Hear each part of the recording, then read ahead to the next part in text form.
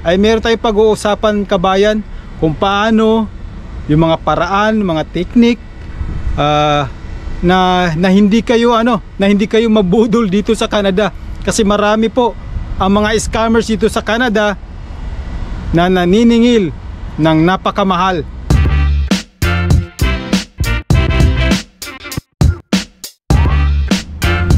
Kumusta, kabayan? Sana ay nasa maayos tayo na kalagayan. Monday pa lang ngayon. Halos mag-alas 2 na. Andito pala ako ngayon sa Laurentian Car Dealership. Para hindi bumili ng kotse. Wala pa tayong budget dyan. Andito pala ako ngayon kasi meron akong interview, kabayan, mamayang alas 2. Itong Laurentian Car Dealership ay dealer siya ng 4 na American brand, Dodge, Ram, Chrysler at saka Jeep. So dito ako ngayon kasi mamayang alas 2 nga ay meron po akong appointment for interview, kabayan. Okay? Wish me luck, kabayan, na sana makuha natin, pumasa tayo sa interview na to, At bukod dyan ay meron tayong pag-uusapan, kabayan, kung paano yung mga paraan, mga teknik na hindi kayo mabudol dito sa Canada. Kasi marami po ang mga scammers dito sa Canada na naniningil ng napakamahal para lang iproseso at makapunta kayo dito sa Canada, kabayan. Yan ang ating pag-uusapan mamaya pagkatapos po ng aking interview. Okay? Ayun, so habang naghihintay pa tayo na, kabayan, ng tawag, kasi mamaya pang alas 2 yung appointment ko. Ay kausap pa daw yung manager sa parts. Ngayon, siguro nagtataka kayo bakit hindi ako sa tracking, kabayan. Kapag ganitong sitwasyon, kagaya sa akin na wala pa experience talaga sa tracking, mahirap pumasok, kabayan. Mahirap, ang dami ko nang in-applyan, pero hindi naman ako nawalan ng pag-asa na makuha at matanggap pa rin tayo sa tracking. Ngayon, kapag kasi ganitong panahon na wala pang tawag yung tracking industry na in-applyan ko, ay yung huli kong interview last week hanggang ngayon ay ang tawag dito, ongoing pa yung selection. So habang naghihintay ako sa kanila, meron naman akong isang option na meron akong sapat na karanasan, meron akong skills. So ito na nga yung sa car dealership. Dito kasi ako nag-umpisa ang aking career, kabayan, at dito nagsimula. 22 years ang aking experience sa car dealership, So malaki aking chance. So habang wala pang tawag sa trucking industry, which is yun ang aking priority target, ang aking second option ay bumalik sa dati kong gusto na trabaho, sa dati kong previous work ko talaga.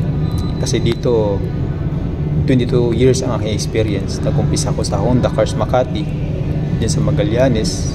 After 5 years, 2006, lumipad ako papuntang Dubai. Doon sa Dubai, 18 years ako. 18 years ako nagtrabaho sa Altair Motors. Kung taga Dubai ka, alam mo yun, yung dealership na yun, Altair Motors. Isa yun sa pinakamayaman na kumpanya na pamilya sa Dubai.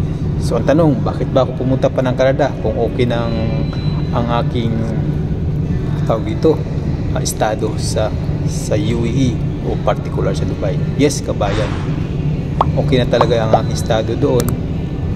Malaki na ang sinasahod doon, mas malaki pa dito kasi doon kumikita na ako ng 130,000 walang tax, plus meron pang incentives, sales incentives na higit na makakuha kami ng nasa 30,000 pesos din yun, ang pinakamalaking incentives na ang aking makukuha kada buwan.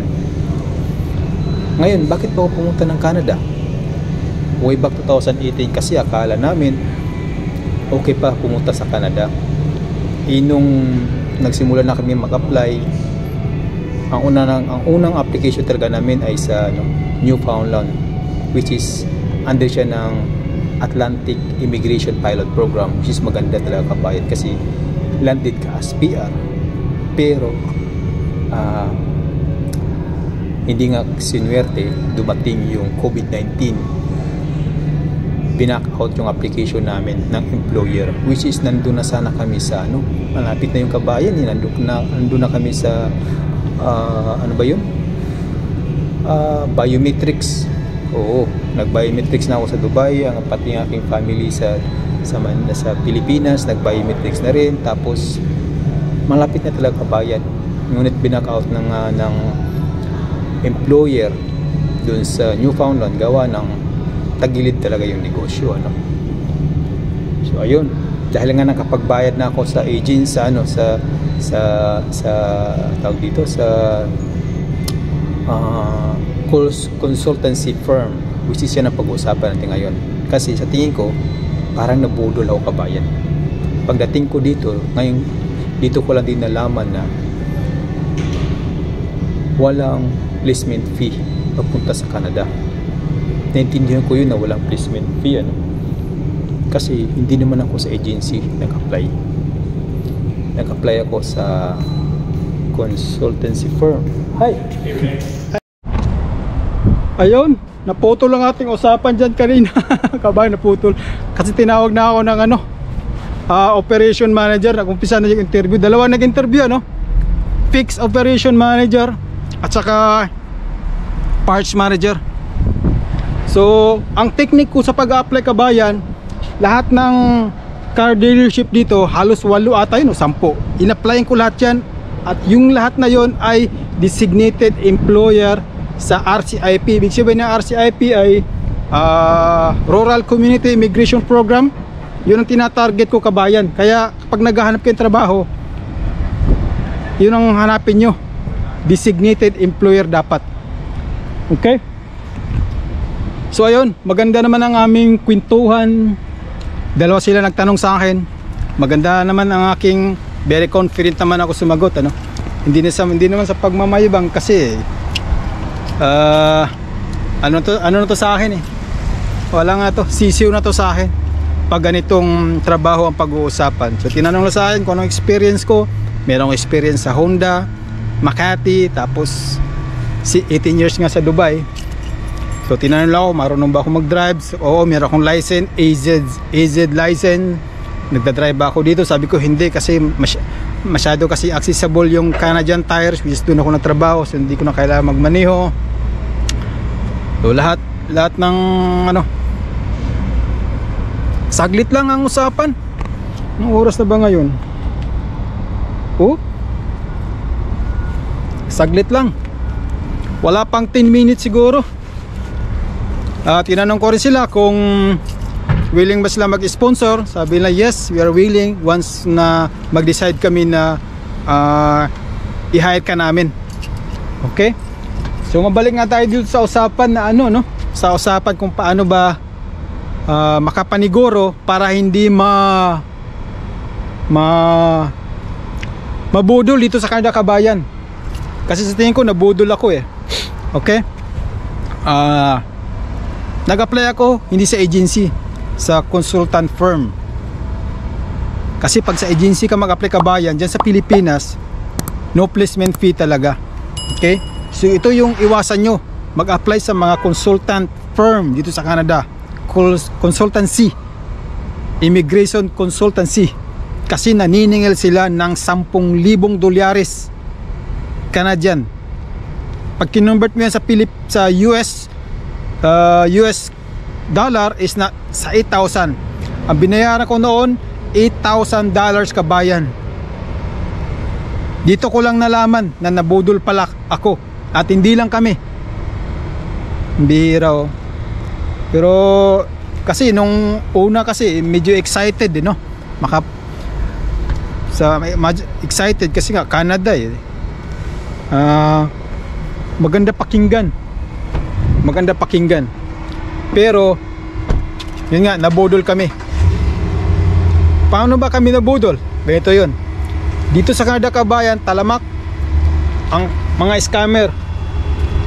Lalo na yung mga naghahanap ng trabaho sa close work permit. Kailangan yan, Kabayan, ng LMIA. Ano bang LMIA? Labor Market Impact Assessment. isang papel kabayan na hinihingi ng employer sa gobyerno para makapag-hire sila ng foreign worker for 2 years. Close yan kabayan, work permit. Ang presyo niyan kabayan, kung di ko nagkakamali, ayon sa akin nabasa nung nakaraan, ay nasa 3,000, sabihin natin 3,000 Canadian dollars to 4,000 or 5,000. Okay? Ang papel na yan kabayan ay maari ipangalan sa multiple applicants. Sabihin na natin 10 or 5, kasi kami, pagkakaalala ko 5 kami. Pwede pa yan kabayan hanggang 10. Okay, I'm not sure kung hanggang 10 talaga, pero sa amin kasi yung batch ko 5 kami. Okay, kung 5 kayo, magbabayad kayo ng 10,000 dolyares na Canadian, edi 50,000 ka agad, di ba? Ang kinita, ang kikitain ng immigration consultancy firm kabayan kung magbabayad nga kayo, ano? So ganun ang kalakaran nito kabayan. Iwasan nyo makipag-deal sa mga immigration consultant, kasi marami na hong napatunayan, nakasuhan ng mga immigration consultant, nag-fine pa sila kabayan. Ang laki ng fine yan, di ko nagkakamali, nasa $100,000. So nabudol ba ako? Nabudol ba kami? Yes, hindi lang ako. Misis wala kami magawa nung panahon na yun. Excited lang kami kasi nga Canada eh. Ang ganda pakinggan, ano?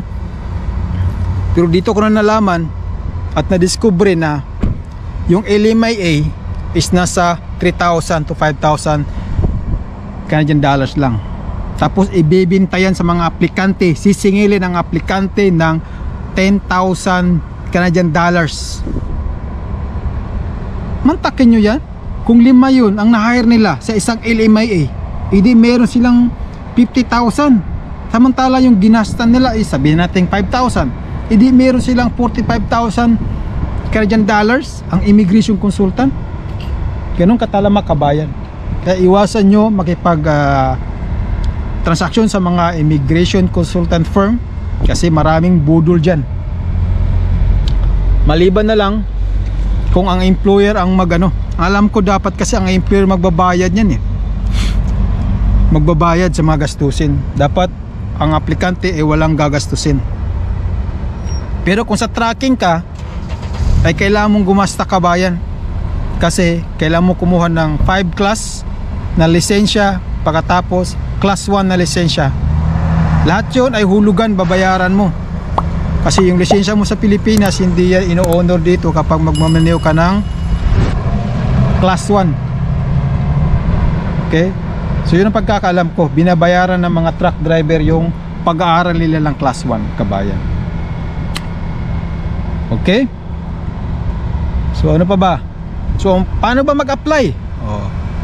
Para walang gastusin, mag-apply kayo sa agency sa Pilipinas. No placement fee dyan kabayan. Okay? Sa Mercan, alam ko Mercan at mga Dynamic, Magsaysay, yan ang mga agency sa Pilipinas na nagpapaalis. Ngayon kung nasa ibang bansa ka, Taiwan, Hong Kong, Middle East, ay pumunta kayo sa kabayan, Job Bank. Okay? jobbank.ca, official website ng Canadian government. Job Bank, one word, tapos .ca. Tapos ang hanapin nyo doon, temporary worker. May isang option doon sa baba para sa mga temporary foreign worker na kailangan ng LMIA. Doon nagpo-post ang mga kabayan, mga employer na nag-apply sila ng LMIA or pending na yung application na sa LMIA. LMIA ibig sabihin Labor Market Impact Assessment. Okay? Doon maraming hiring kabayan. Napakadaming hiring. Piliin nyo po yung yung mga multiple hiring. Meron kasi mga employer na nag-hire ng multiple candidates kabayan. Yun ang hanapin nyo, hiring ng multiple candidates, kasi malaki ang chance na makuha kayo. Okay? Paano pagka isa lang yung hiring? Wag mo na apply yung kabayan kasi malabo na yun. Kasi ang mga employer kapag nag-hire ng temporary foreign worker through LMIA ay nagpo-post sila dyan sa job bank. Ang job bank kasi yan ay isa sa mga requirements ng gobyerno. Kailangan makita ng gobyerno na mag-post ang employer dyan, katunayan na sila ay nag-hire at wala silang na-hire na mga Canadian, mga PR. So yun, kailangan lang patunayan sa gobyerno yun, kabayan. Kaya kapag naghanap kayo dyan sa job bank, ang piliin nyo yung employer na mag-hire ng multiple applicants. Okay? Ay, buti naman na nawala na yung init. Yan, no? Yan ang mga sikat dito. Ram, GMC, mga sikat na pickup truck. Mas gusto nila yan kaysa sa Ford na F-150. Mas gusto nila to.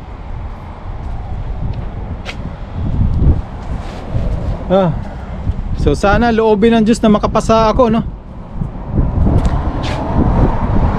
Habang hinihintay ko yung trucking industry na tumawag, so dito muna ako sa isang option. Mahirap mahirap nakatambay lang, walang kinikita dito sa Canada. Pa maubos yung ipon natin. So yan ang kabayan, ano? Sana itong munting video na ito ay magbigay babala sa inyo. Maraming scammer sa Canada. Iwasan mo yung bibigla, yung mga magugulat ka na lang, hindi ka nag-apply, nakatanggap ka ng email, dito hiring, dito ganyan hiring, magpasa ka ng resume, magbayad ka ng ganito. Iwasan mo yung kabayan. Paano ka i-hire, hindi ka nga nag-apply, di ba? Minsan may ganun gugulatin ka na lang na hiring daw sila.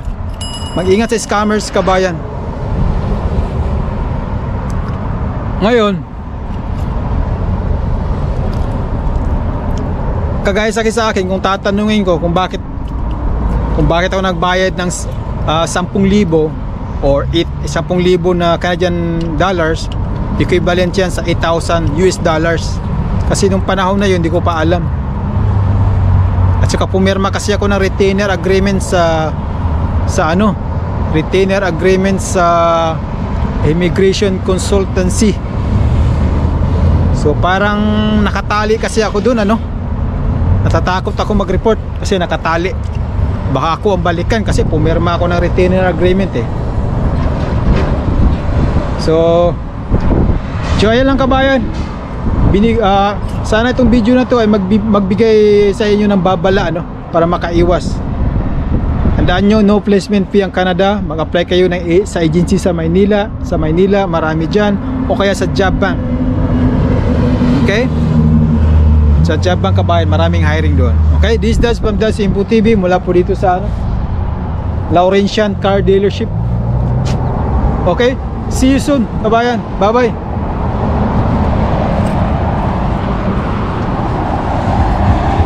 Diyan ako mag-aabang ng bus.